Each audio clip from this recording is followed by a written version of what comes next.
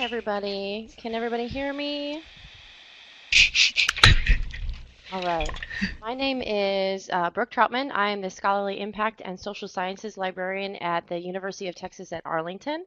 Today I have with me Dr. Ashley Lemke. She is Assistant Professor in the Department of Anthropology, and she specializes in prehistoric archaeology that's underwater. So I'm super excited to have her here with me today to present to you guys. So with that, I will just let her take it away. Okay, hi everyone. This is fun. Brooke and I are actually right next to each other, even though it doesn't look that way in the video, so I'm getting an echo. It's good.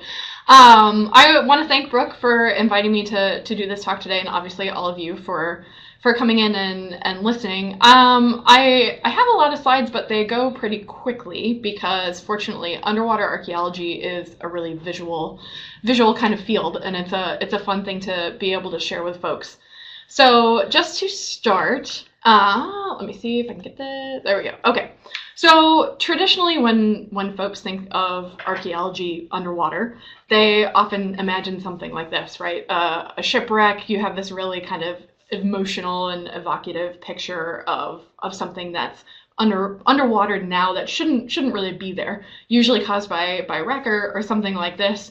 And you have these beautiful photos of scuba divers and underwater archaeologists investigating these shipwrecks. And this is where underwater archaeology really got its start, was looking at things like this.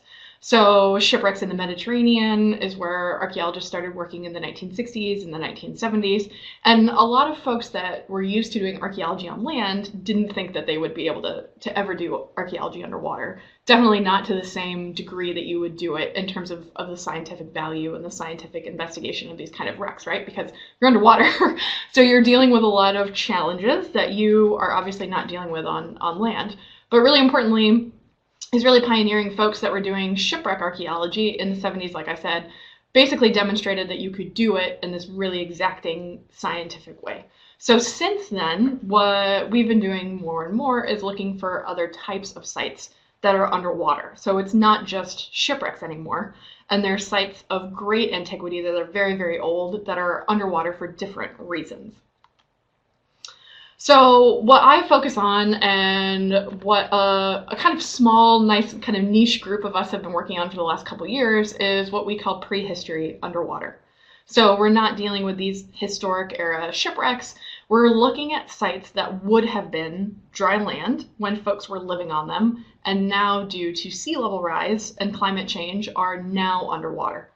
So these really, really big questions that we're interested in as anthropologists are things like the origins of human culture. When did that emerge and where did that come from? How did folks first get out of Africa or early human ancestors? How did people get to the Americas? All these questions actually rely on evidence that's underwater now. So these two images that you're looking at, these are just straight from Google Earth. And those light kind of blue areas, I think you'll be able to see my cursor, kind of right here, everything this color, that's right around the UK, all of this, these light shaded areas, those are all continental shelves. And all of those areas would have been dry land at the end of the last ice age. All of that would have been dry land. So you can see, even just looking at one of these images, that there's a whole continent now that's underwater. Up here in northeastern Europe, down here in Australia, these submerged continents have names. This is Dodgerland. This is Sahul. Sahul would have been this underwater continent that all of this would have been dry land connected here to Papua New Guinea and Australia, or yeah, Australia. Go this way. Here we are looking kind of closer to home. So you have the Bering Land Bridge that a lot of folks probably have heard about. This is a huge area of land that would have doubled effectively the land and the animals and the resources that folks could have been utilizing here. All of that would have been dry land at the end of the last ice age. Again, kind of closer to where we are down in Texas, big parts of the Gulf of Mexico all would have been dry land. And basically, they would have been dry land because there was a lot of water that was sucked up and frozen in these big ice sheets. You'll see images of that in a second. All of these areas would have been dry land. So these big questions, like peopling of the Americas, how did folks get here in the end of the last ice age around 12,000 years ago? We don't have the answer to that yet, even though archaeologists have been working on it for decades. And the reason we don't know is because they probably came over here in this area, and all that evidence, all those archaeological sites are underwater now. So that's where we have to go and look. So where I've been doing a lot of my research is over here in the North American Great Lakes. So 5 really large fresh bodies of water. This is the one where I'm working right here, Lake Huron. And this is an image of what the Great Lakes would have looked like about 9,000 years ago.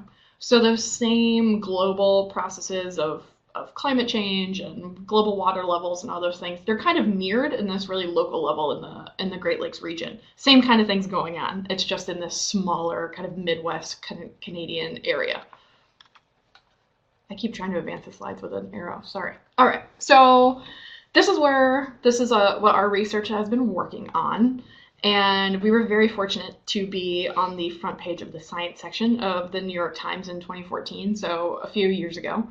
And when I put together this talk, I thought this image was great for you all. This is an image that I've used a lot actually in various presentations, and it's from the library archives of the Anchorage Museum of History and Art.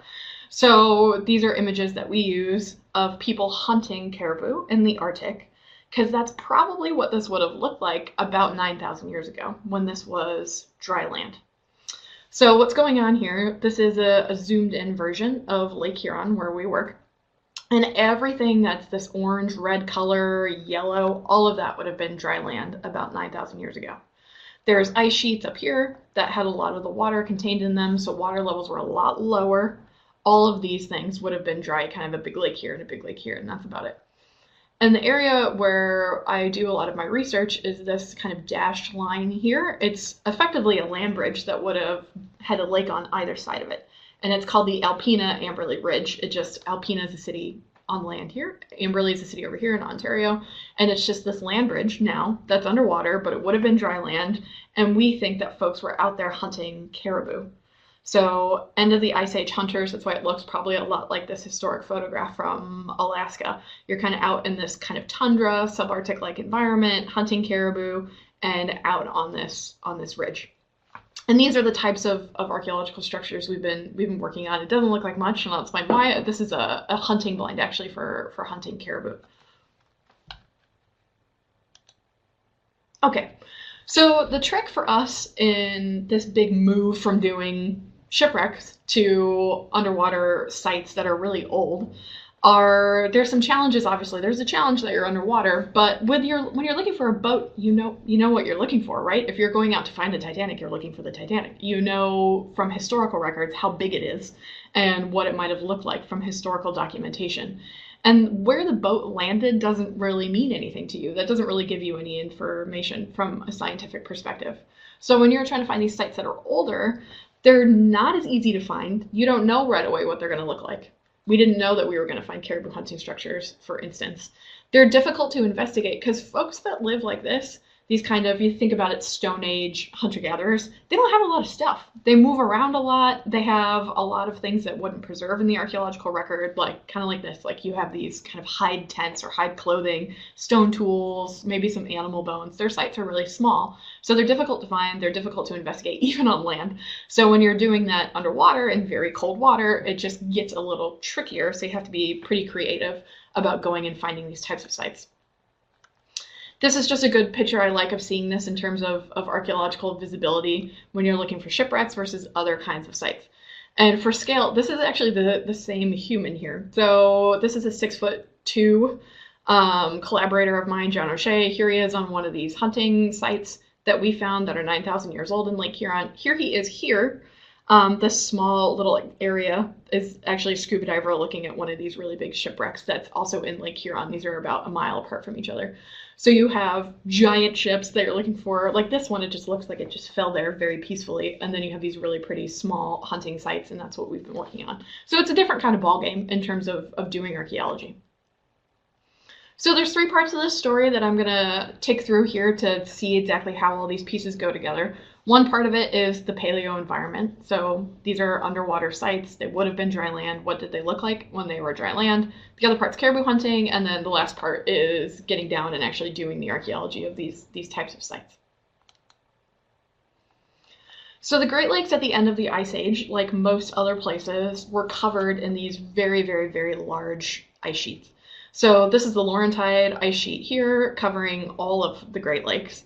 And what happened is it slowly retreated and kind of carved out the Great Lakes themselves. That's how they were created. It kind of gouged these deep holes into the soft limestone that was there, created the Great Lakes. Some of the very cold water filled them in, but it was still kind of hovering up there right by Canada. So the water levels were lower than they are today. And this is really what's kind of going on here and why those water levels would have looked the way they looked. This is a more kind of stylized version of what's going on. So you have the Great Lakes, this is Michigan. All of these dashed lines represent the current land where it is now.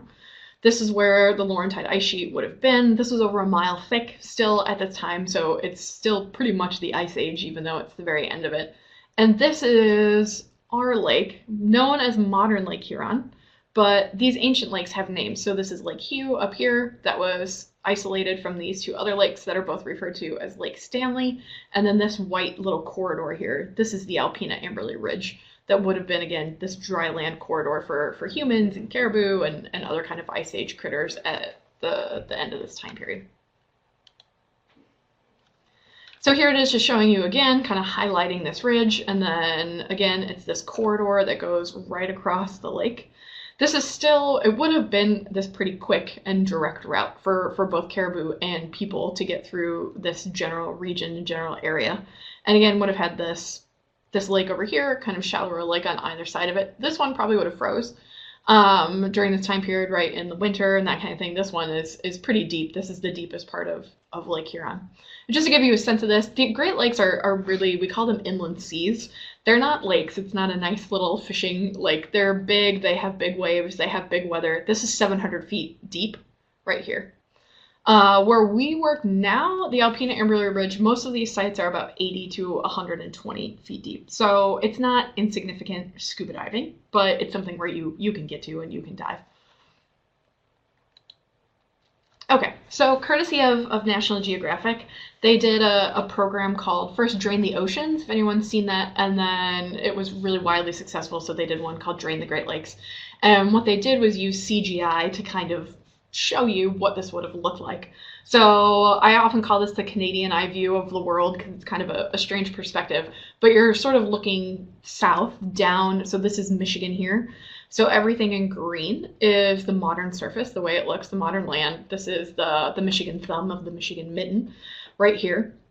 And all of the stuff that's brown is what would have been dry land 9,000 years ago. So you can see how much land this is. It's 350,000 hectares, which basically just means it's a huge part of the land surface that would have been available to hunters and gatherers in this time period.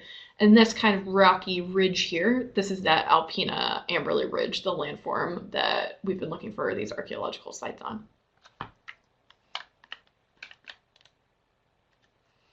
So fortunately, despite the challenges of doing underwater archaeology, there are a lot of benefits which really make it worth the effort. So it's cold, it takes a long time to get out there. The places where I've been working are 50 miles offshore from the modern land, so it takes us about an hour to get out there in our fishing boat. It's a very small fishing boat. But there's challenges, but there's all these benefits. Underwater preservation is some of the best preservation that you can get for archaeological materials. And cold water is even better, and fresh water is even better, right? So the Great Lakes represent this beautiful environment for organic preservation, things that you would never see in archaeological sites on land. So what you're looking at here, this tree is 9,000 years old. So we took a small sample of it and radiocarbon dated it. It's actually still rooted in place. So this is kind of the root ball here, and it just kind of toppled over when the water came and kind of rose over these structures that would have been dry land. There's still a lot of sediment out here that's ancient sediment. So this is all 9,000-year-old sediment. We've been able to do some paleo-environmental research and found 9,000-year-old spruce pollen and moss spores. So we know what kind of trees were growing out there. We have the actual trees themselves, but we have the pollen as well. There's some wooden artifacts. And this is something that we found, and I think you can already tell even just from this picture, it's really rounded off at the edges in a really systematic way, and it's not rounding. There's not a lot of current out here in the Great Lakes. So it's not rounding like beach pebbles or something like that. It looks like it was human modified.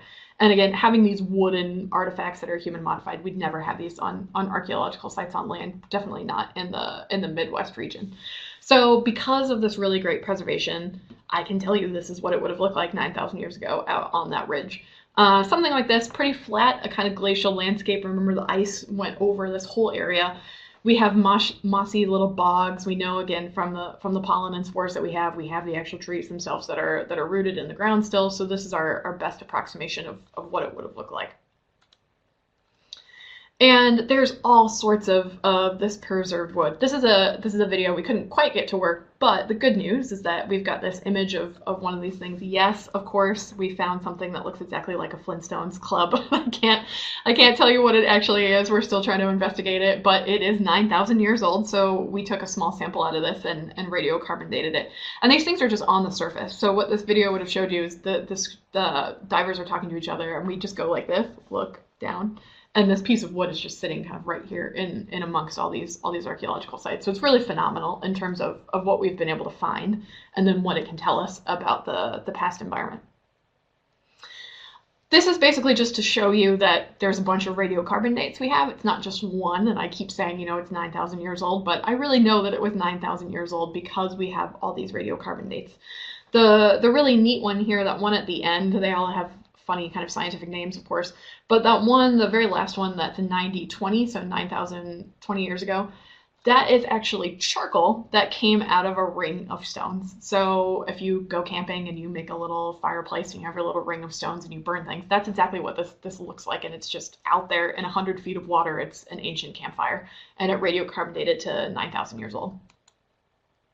Again, probably what this would have looked like, this subarctic-like environment. And for those of you who are maybe from the Midwest or have ever traveled there, I will tell you it feels like a subarctic environment still. So this was last year. I went on a research trip up in Michigan, and I was anxious to get back out on the boat until I saw what Lake Huron actually looked like in the winter. It's still very cold up there. Everybody knows the polar vortex that just happened again in the state of Michigan. But it's really cold still, and that subarctic environment would have been really great for folks and animals that were adapted to the Ice Age, right? So that kind of environment with these spruce trees and marshes and things like this, that's where caribou love to live. And that's where people who hunt caribou obviously go and look for them. Caribou, this is slightly outdated. I don't know if anybody saw this in the New York Times. These were the last caribou that were in the United States, the continental United States, and they were actually just removed and taken to Canada to try to preserve these critters. But in 2014, there were still caribou out in the Great Lakes.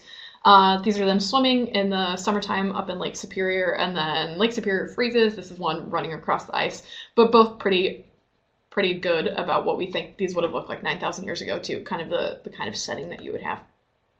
Okay, so the trick here, and one of the questions that we've been working on a lot, is archaeologists forever working in the Great Lakes around this time period have always thought that folks were hunting caribou. It's the end of the Ice Age. Caribou are these really kind of Ice Age critters. So there was a sense that caribou were really important in the past, but there were very limited evidence of caribou bones from archaeological sites on land. The bones from all the sites could fit in my two hands like this. There's about 12 of them, and they're all fragments. So what I did was to try to figure out, okay, what's going on? What do we have on land, and why are there so few? Is I looked at paleontological specimens too. So this is a good thing. I went to the library archives for paleontology and archaeology both, even though that's not what I do, to find any record of caribou bones that had ever been found in the Great Lakes area, whether they're from archaeological sites or a random person dug one out of a lake. The one you're looking at here was actually donated to my museum up in Michigan, and it had been sitting in a drawer. The librarians will appreciate this. It had been sitting in a drawer in files, right, since the 1970s. Nobody had looked at it, and we pulled it out. We decided to radiocarbon date it, and it's 12,000 years old. And no one had any idea this was 12,000 years old. So all of these places that are colored in on the map here in Michigan, there were caribou fossils from all of those areas. And they all had dates, or I dated them to see what the pattern is. This is just where they came from across the Great Lakes area. And what happened, this is kind of a funny figure, so let me explain what is going on here.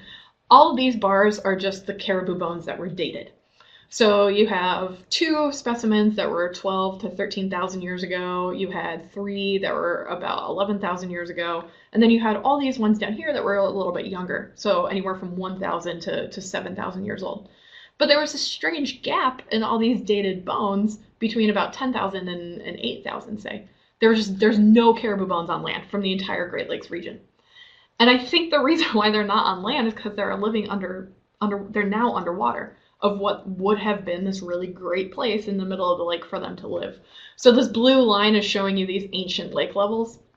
Lake Stanley, that time period where I'm working, this is exactly the place where there's this gap in bones on land. And this is archaeological sites and paleontological sites. I think it's because all those fossils are underwater in these places that would have been really great, and now they're underwater. So that's why we have to go and look there. So the record on land has actually been hinting at this to us for a long time. It just took archaeologists a long time to figure that out. We're like, oh, right, they're maybe just not living there. They're somewhere else. So the fun thing about caribou, this is the second part of the story, they follow straight lines. Caribou have this really strange, unique pattern of behavior. We think it has a lot to do with their migratory kind of instincts, right? They kind of follow the caribou in front of them when they're migrating. And when they built the Alaskan pipeline, so this photo you're looking, this is one of the first Alaskan oil pipelines that they built up there in the wilderness, in the tundra, across caribou migratory pathways. And they made it tall enough that caribou could walk right under it. But what happened is the migration came, they got right up to the pipeline, and they took a 90-degree turn and just started following the pipeline.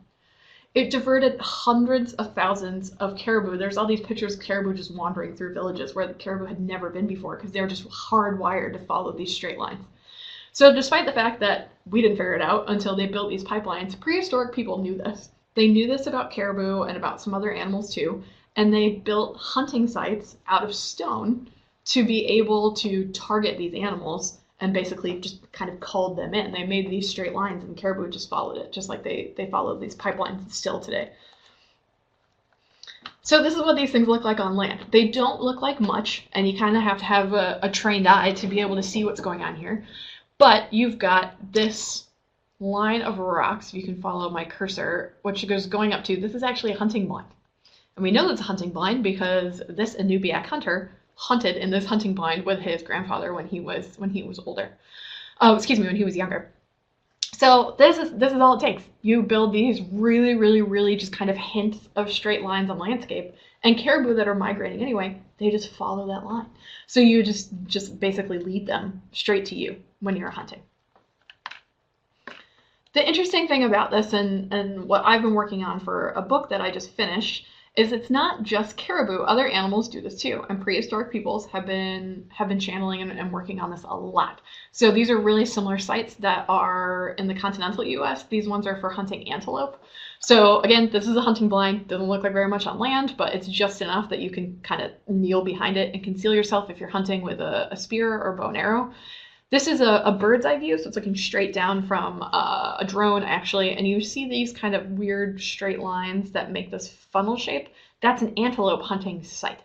Same kind of deal. Antelope are milling around out here. You can kind of channel them in. They follow this and don't realize that they're being funneled to this very particular point where you have all the hunters waiting down here. Caribou do it, antelope do it, gazelle do this too. So this is the Sinai Peninsula over by Egypt. Same kind of situation. These are some archaeologists that are working in the end of the funnel, right? So you have these 2 lines that are coming in here. These ones are for hunting, obviously, African gazelle, but these are found all over the world. And it's this really interesting. Prehistoric people are a lot more clever than we tend to give them credit for. They knew that these animals have these kind of behaviors, and they made these pretty elaborate hunting structures on the landscape. And this is what, as kind of a side note, Brooke has been helping me a lot trying to track down the copyright for all of these images, because it's something that's really visual. And for the sake of publishing, right, I need to kind of show all these examples. So we've been trying to track down and talk Elsevier into letting us try to publish these without it costing thousands of dollars, which is probably not going to happen. But prehistoric peoples all over the world. There are examples of these in Tibet, they're in Peru, they're in Egypt, the Middle East, they're all over North America. And these are just a few of the examples These are other ones for hunting caribou. These ones are for hunting gazelle and antelope. These ones are bighorn sheep out up here in the Rocky Mountains. And when they originally printed this photo, it looks like an error, right? Because there's this strange one in the middle of the lake. But these are my caribou hunting sites that are out here. So what this is showing you is kind of going to be a series of pictures of things we have underwater in Lake Huron compared to some of these ones on land. So again, you have these same kind of funneling shaped drive line features. That's what they're called. It's driving, right? A drive line to kind of bring in the caribou. In this case, it's caribou for both. So this is Victoria Island. This is actually a sonar image that's at the same scale. So this is actually noise from the boat, but you see this kind of bright sinuous line here. That's a drive lane. It's a drive lane that's underwater. It's made out of the same thing, again, to the same scale as these ones that have been found on land. This is a drawing. Simon Panek is an Anamiat indigenous folk artist and hunter indigenous guy who worked with a lot of archaeologists, and this is him drawing what a caribou hunt would have looked like when they were doing it when he was a small child. So you have these caribou fences, right? They kind of all go into this corralling area. You can see the hunters kind of chasing the caribou in here. This is one we have underwater. It looks like it's a sonar image. I'm really used to looking at these, but I know they look kind of strange, so we label them. There's hunting blinds along these drive lanes. There's a big kind of cul-de-sac caribou corral area this way, and these are about the same scale too. So you see these again and again. It's kind of these patterns that show up. This is one I like having the scuba divers in these shots because I think it gives you a better sense of the scale of how big these are. So this is just, again, one of these funneling structures, right? The rocks are big, but they're not so big that a couple of folks, individuals, or even a family, right, couldn't kind of move them in. It's a glacial landscape, so these rocks are natural. They would have been in the area. You're just kind of moving them to make these funneling shapes. Just an FYI, this is all sorts of fun. These are National Geographic scuba divers who were using these very fancy scuba diving things that are called rebreathers. They could be on the bottom for over an hour and not have to come up at all. It was really exciting to have them there. And they were helping us take some of the first samples that we ever had from underwater down here in this site. So this is what it looks like when we're doing archaeology underwater, right? The same kind of tools we would do on land. You have your measuring tapes, you're taking notes, recording the hunting blind structures here. So again, this is one that you saw, this drive lane, and it's got an associated hunting blind with it. Some stone cairns, they're just stacked stones, kind of bring in the caribou as they're kind of coming down this drive lane, kind of keep them in the corral, so to speak. This is what we use. I'm the operator of this remote operated vehicle is what they're called, and they're essentially underwater drones. They're attached to the boat, so they're giving you live video feed. And from a more practical standpoint, because these are deep structures and because the water in the Great Lakes is so cold, it's about 45 degrees on the bottom when we're diving, even in the summer, in August. We send this first, because robots don't need to breathe underwater, right? This thing can be down there as long as we have a generator on the boat that can run it. It's got a little claw here, so it can collect those radiocarbon samples for us. It can go and look at some of these sites. And for us, we only have about 30 minutes of bottom time. And if you're trying to take samples or excavate, that's not very long, right? It's not a very long period of time. So what we do is we want to make sure we really have an archaeological site. We're not just looking at rocks. It was actually made by humans. So we do sonar first, then we send this robot, the remote operated vehicle, down to kind of check out the site. We have hours and hours of video recorded. It can collect some primary samples, and then we send scuba divers down, and then we start taking the samples. So we actually really know where we're at. So these are some more, again, of these publications that Brooke and I have been hunting down the copyright for, because you see this visual comparison is so important. This is a Nooksui is the plural. These are Nookshuks. If anyone ever saw the Canadian Olympics, right, they have one. It looks fancier than this. It looks like a human shape, but there are these rock structures that folks, again, in the Arctic make for channeling caribou. This is one we have in Lake Huron. It's a fuzzy shot because this is actually the cord of that remote operated vehicle. This is how we found the site. This is truth in advertising. It's like overly honest methods. We wrapped the cord around this before we realized what we had. So it's a standing stone that's stacked on some other ones, just like these ones that they use for caribou hunting in the Arctic, still today. This is one that I found doing sonar survey for my dissertation work, actually, at the University of Michigan a few years ago. These are stone foundations of houses, of dwellings, of structures where they would have been living. So this is what they look like on land. You have kind of a person here for scale. This is what they look like. It's probably maybe two. You've got this kind of square thing, but definitely this one. These are like teepee rings. So out west still, you can see when people built teepees, you have this kind of circle of rocks, right? So the hide is gone, the wood is gone, right? They move the teepees really fast, but you have the foundation. It's just like the stone foundation of your house that's still left over. So up in the Arctic, they're not circles, they're square dwellings that probably had hide walls, that kind of thing, and it's the same kind of structures that we're finding underneath Lake Huron. Archaeology Wonder, we have maybe kind of different materials, but some of it is very the same. This is how we all keep happy when we're scuba diving. We have to have double stuffed Oreos on the boat. It's now become this, like, it's one of the, we get really superstitious, right? It's just like fishermen trying to do, so we always have the same kind of things. We use dry suits in the Great Lakes, again, because it's so cold. So the only part of us that's wet are our hands, and then this part of your face. That's not covered. You can see this is one of us down there with the hood, and you have all this kind of stuff. It's basically like going into space, right? You're really cold, and you have to go and have all your oxygen and all the tools that you might possibly need, and they float away from you underwater. So you always have to keep your little pencil attached to all of your other recording devices so you can have all your tools on you at any given time to record stuff. We do testing on land, just like we do testing underwater, just like we do on land. We go and look for stone tools and these kinds of objects that we tend to find at archaeological sites. Recording underwater is really important. We want to know exactly where these things came from, right? Just like we do when we're excavating on land too. So the good news, GPS doesn't work underwater. So what we've adapted instead is this, again, our ROV robot, and this little device that's on the back of him is a transmitter that goes straight to the boat. And the boat has GPS. So we know exactly, I have the GPS coordinates of this test unit that we dug underwater. We know exactly where that happened. And in a giant lake 50 miles offshore, we can go and find that exact location again. So we know where all the artifacts are coming from. We know exactly what we had done, where we have excavated. I'm saying we a lot, and I'm saying we a lot because this is kind of our ragtag group of folks that we've recruited to do this work. Because it's so difficult in terms of the diving, because it's so cold, again, and it's so deep, and we're so far offshore, most of our divers are not archaeologists.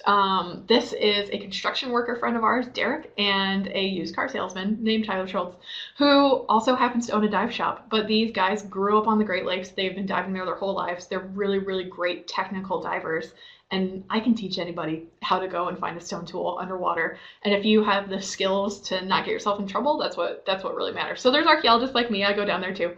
But we have folks that they volunteer. We don't pay them to do this. They come out and volunteer with us every summer to go and find these sites. And he was on the front page of the New York Times, right? The science section. So it was definitely rewarding for him to be able to be part of this. This is what it looks like when we're actually doing the archaeology part underwater. So we use what's called an airlift. It's essentially a vacuum underwater. So you use compressed air. It sucks up the dirt and the sediment and the stone tools and everything. This is the lid of a 5-gallon bucket. It goes into there.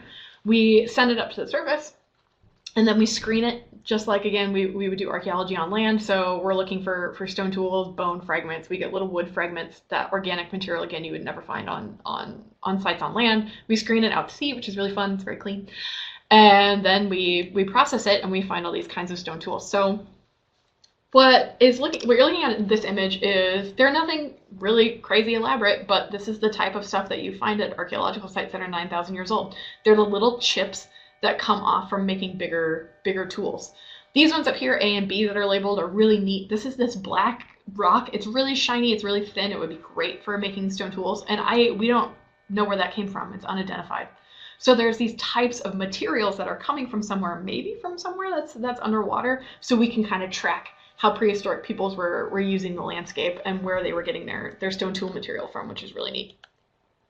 This is one, I love this because it's called a thumbnail scraper. That's what they're found, like when they were found at sites on land, because they really are about that big by the time that they're discarded. So you would use these for scraping hides, maybe scraping wood, right, to make hides for clothing or for tents or something like this. And as you use it, it's just like a regular, a kitchen knife or something like that. It gets dull, so you have to resharpen it. You use it more, it gets dull, you resharpen it again and again and again and again. And these things get resharpened so much that then they get to the size of about this, they throw them away, and then we find these in archaeological sites. So this is one from underwater. It's tiny. Again, we found it in the screen. This particular type of chert is called Bayport chert, so we know where it came from, and it didn't come from anywhere that's underwater. It's way almost in Ohio. It's so far south in Michigan, so we know that people were traveling from out there on the lakes all the way down to kind of the edge of the modern state. I'm holding out for more bone fragments. So because of the underwater preservation, we have a lot of wood, but I'm hoping that we get more bone. This is what we have so far. Again, tiny. You can see the scale there. It's 2 centimeters. But this is part of a reindeer tooth, of a caribou tooth. So it's small, but we can tell what it is. Teeth tend to preserve really well, right? Because they're really hard, even compared to like spongy bone. And the surface textures show us that it's part of the CERVID family. So caribou, reindeer, that kind of thing. We do have some burned bone. There's an argument amongst our team right now. I think we should radiocarbon date it. They want to send it for ancient DNA. It would be great if we could do both. So we'll kind of see what happens with this. Again, it's these tiny fragments. They don't look like much, but we go to a lot of effort to get this because this is already, out of the 2 bones that are on land. Now you have 3. You've already almost doubled the sample of bones that are found from this time period, which is really neat. And that came out of this tiny sample about this big in a little tube. Okay, so just to wrap up quickly, because I'd like to talk if anybody has questions. The punchline and the reason why it makes it worth the effort beyond just the preservation side of things is we have confirmed what archaeologists have thought for years and years and years, that folks were caribou hunting. But now we don't just have some caribou bones, we have the tooth, but we have the sites. We're learning more about their technology, and it kind of looks just like this. You have these stone features that folks were making, just like hunting blinds that we have today, and drive lanes and all these kinds of things. And what a lot of my research underwater, but also on land too, is trying to document is that prehistoric peoples were just like us, despite the fact that it's 9,000 years ago. They're not Neanderthals running around the landscape. They were really clever. They were really smart. They knew the environment probably better than we did. They knew a lot of these animals and their behaviors, and were able to really target them in these really specific ways. And they also had to deal with climate change and sea level rise, right? So this is an artistic drawing that I really love. It's kind of showing people like, okay, well, we camped here last summer, but now it's a lake, so what do we do now? And they had these really complex social and economic lives, and they're just like humans, like we are today. And I think that part of it's a really important contribution to what I've been doing. And then future research. So this is just one. It's just one example of these sites that are underwater, right? And learning how to take what we learned from folks doing shipwrecks, and then what my project's been doing, really improving these underwater methods is really important, because the Great Lakes, because they're freshwater, because it's this kind of little regional study, we've learned a lot about exactly how to do this, because people didn't really know how to find prehistoric sites underwater, or how to investigate them and deal with all these challenges. So I'm moving the whole operation to saltwater now. I've got a grant from UTA actually to go and work on the continental shelf off the coast of North Carolina. So there's some mammoth bones and some stone tools that people have found. So I'm going to go out and kind of do the same thing, but look at this in other underwater context too. The good news about all of this is this is stuff we just can't find on land. And again, it's worth the effort to go and do all those challenges, because you get these whole pictures of things that we would never know otherwise. And then finally, this really cool thing that we've been doing, and I'm really excited about, we've made a virtual reality simulation of what that environment would have looked like 9,000 years ago. So there's little caribou that run around in this virtual reality thing. You can see it's using this Oculus Rift is what it's called, but they're little glasses that you wear, these little handheld controllers, and you can run around in this environment, this ancient environment, and look at what caribou are doing and hunt. So we got a National Science Foundation grant to go to Alaska. So these are some Inupiaq boys who were at a conference we were at, and you can tell they ran down in the hotel room. They don't even have shoes on. This is like in the middle of the night. They really wanted to play the virtual reality thing. But we adopted this as it's going to be kind of a teaching tool to reach out to caribou hunters now. So they're going to help us, because I don't hunt caribou, but they know a lot about those critters, right? These folks that are in Alaska that are still hunting caribou. So they're going to talk to us about where those hunting structures are, maybe why they were there, and then we're going to help them get kind of their kids involved, right? Kids don't want to go out and like hunt caribou with grandpa anymore. That's not really what they want to do, but they would be really into hunting caribou in a computer game, basically. So we're going to set it up so they can kind of go and do that in this virtual reality thing, which is really neat. So that's kind of new work that's going on in the future. And then last thing, we did have a book, an edited volume that came out about this, and then I've got a book with apologies, the most obnoxious, like 27-word title ever on the planet. But this is one that Texas A&M Press is going to be publishing. It's under review right now, and this is the one that Brooke and all of our library staff has really been helping me track down the copyrights again for a lot of those images and kind of working through the publication process, and it's been really helpful. So thank you very much for everybody that's listening, and then I'm happy to take any questions. I can see you all in the little chat room, so let me know. Or you can help me do it too. Yes, if anybody has any questions, please type them in the chat box, and I will kind of facilitate, and Ashley will answer. Thank you very much, Ashley, for that awesome presentation. I love how you call the caribou critters. Typing. Yes.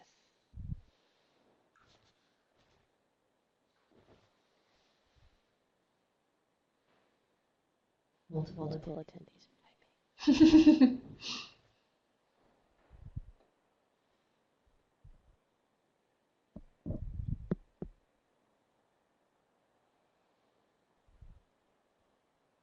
Brooke, can you talk about how you've worked with Ashley? I've worked with Ashley a lot. Like right now, I've been helping her with her book, with all of her images, helping her with copyright, which can be very arduous and time-consuming, and then they want a lot of money. Everybody in the library community knows Elsevier and their policies. But also, I've worked with Ashley a great deal on her metrics for her third-year review, her annual evaluations, and then I'll be working with her as she goes up for tenure in a few years.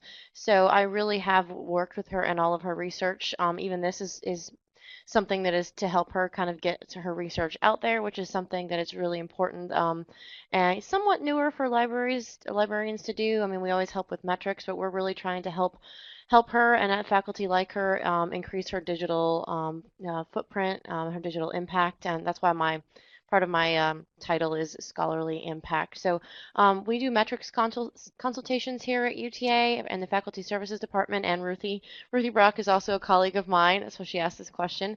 And so we have been able to use our institutional repository, use a couple different software instances like Plumex, and our new faculty profile platform, Digital Measures, and really try to show what their metrics are, and then help them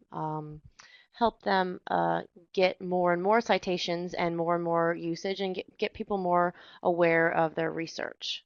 So I'm going to read some of the other ones that are actually more about the talk. But thank you for that question, Ruthie, because yeah, that goes more into what I have been doing with Ashley here at the library. Thank you for a great talk. From what you've shown us, the excavation work you're doing doesn't appear to be particularly destructive in the way that excavations often are. Is it true more generally of underwater archaeology, or are you also digging below the surface at your sites? Yeah, thanks, Laura, for that question. For us, it definitely doesn't. I like that it doesn't appear very destructive, right? Because archaeology is a destructive science by nature, so that's why the recording and the testing is so important. Fortunately, the depth of the sediment where we're excavating out on the lake is really shallow. It's about this deep where we are. So we do go under the surface, and that airlift, that underwater vacuum cleaner, that basically just sucks everything up. But because it's underwater and we're dealing with these tricky issues, I actually had to get a permit from the Corps of Engineers to excavate sediment. And on the permit application, it said how many cubic tons of dirt are you removing? So we did the math, and we put 0.00001 cubic tons of sediment. So I think that is true more generally of underwater archaeology, like you said. So we're still excavating, but I think because we can't do as much, because you're so limited in the time you can spend underwater, we're very targeted about what we're excavating. So on land, it's pretty easy to open, thousands of squares and keep digging and digging and digging. But even in sites where it's deeper underwater, we don't do as much, I think, as we do on land. It's really targeted. All right, Miriam asked, Ashley, are you able to license your own photos in a CC format, which I'm assuming is Creative Commons, format in your upcoming book? Does the publisher allow that? Yeah, Miriam, thank you for that question. I will definitely look into that with Brooke's help, because for me, about half those images in the book will be mine. Like a lot of the images that you saw today, a lot of those sonar images and everything else.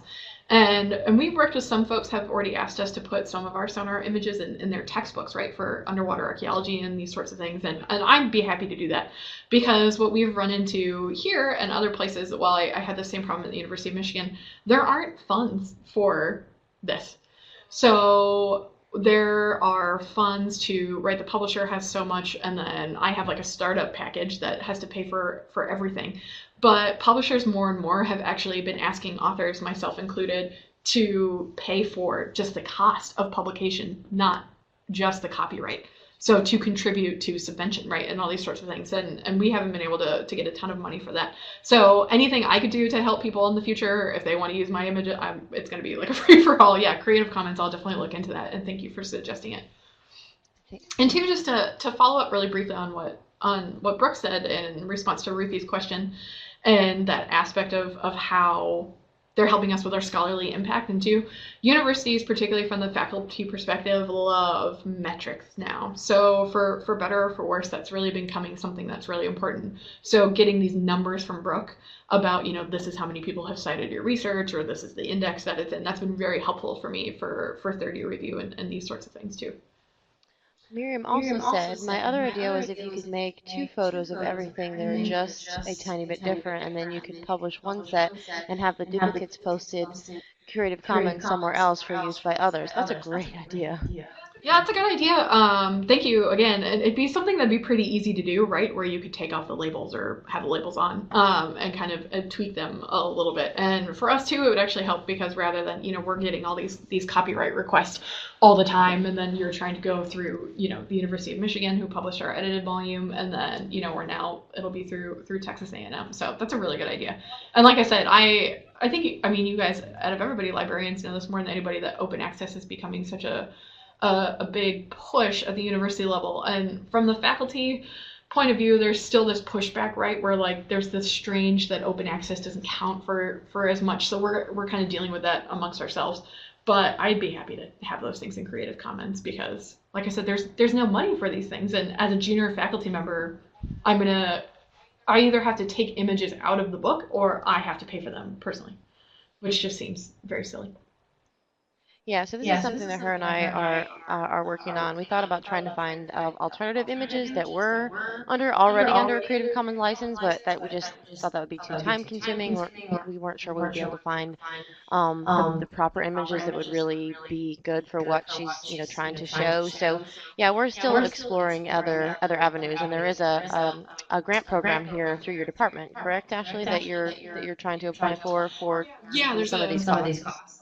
There's a small one that's called it's like the Dean's Endowment Award, which is kind of this random pot of money for things like this. And they're gonna have me. They suggested I apply for it, and I think that's fantastic, because it's $1,500, so it's better than nothing, right? And it's kind of this acknowledgement that are these strange costs that come with publishing, and obviously they want their faculty to be publishing. They want people to be able to do this and not have to go into personal debt to be able to publish these figures. So the $1,500 is great. Keep your fingers crossed that I'll get it. But like Brooke and I were talking, that's like 7 images. It's still, but it's better than nothing. And I'm really happy that exists, because like I said, it's kind of these unforeseen aspects of the publishing process. Like as an academic, you're just so excited to get your work published, or to have somebody accept your book, then to kind of be hit with a lot of unexpected cost after the fact is tricky. So it'd be better if folks know to prepare for that. And then also, if there's these avenues like Creative Commons where we can kind of help each other out, that would be really good too. Yeah, the average cost, I think, for some of the images that we're requesting through Science Direct Elsevier is about $140 per image is what they're, on average, is what they're asking. So if you want to use a lot of images, that can really add up pretty quickly. So, yeah. So does anybody else have any other questions for Ashley or for me in particular?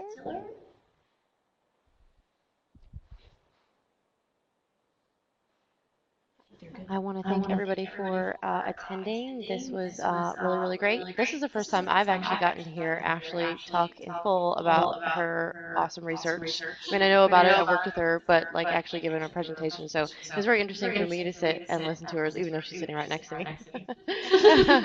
So I thank you all for attending. This was really, really great. And I hope to be in touch with you guys during the annual ALA conference for our next meeting. Thank you, everybody. Thank you so much.